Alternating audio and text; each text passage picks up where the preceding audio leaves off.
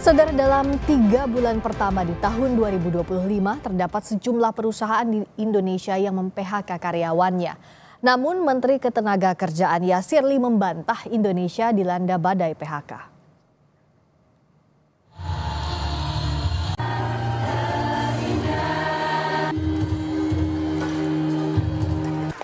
Ancaman badai PHK, sejumlah perusahaan mem-PHK pekerjanya.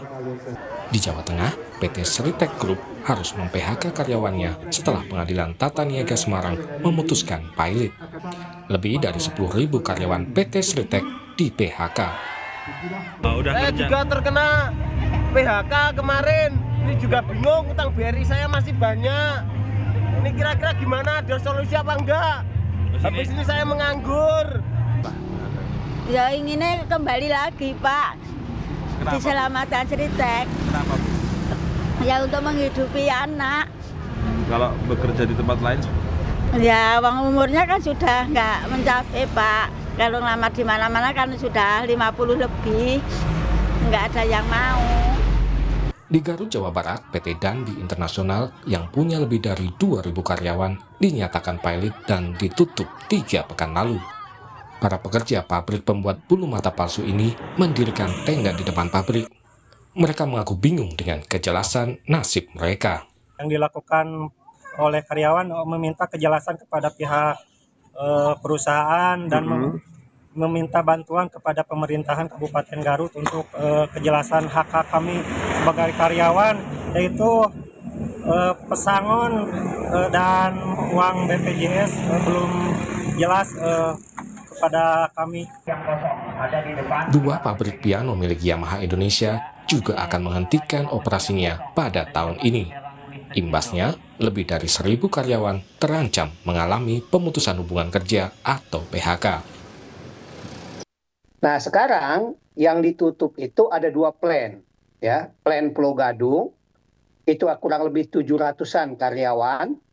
Kemudian yang plan di MM 2100 Cikarang, Cibitung, ya. Itu kurang lebih 350-an karyawannya. Nah, sebetulnya ini sudah berproses dari 1 tahun yang lalu. Sekarang memastikan karyawan itu mendapatkan hak-haknya. Itu terhadap manajemen. Menteri Ketenagakerjaan Yasirli membantah kabar Indonesia dilanda badai PHK.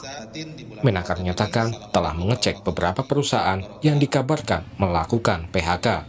Dan ternyata tidak semua perusahaan yang diberitakan melakukan PHK pada karyawannya.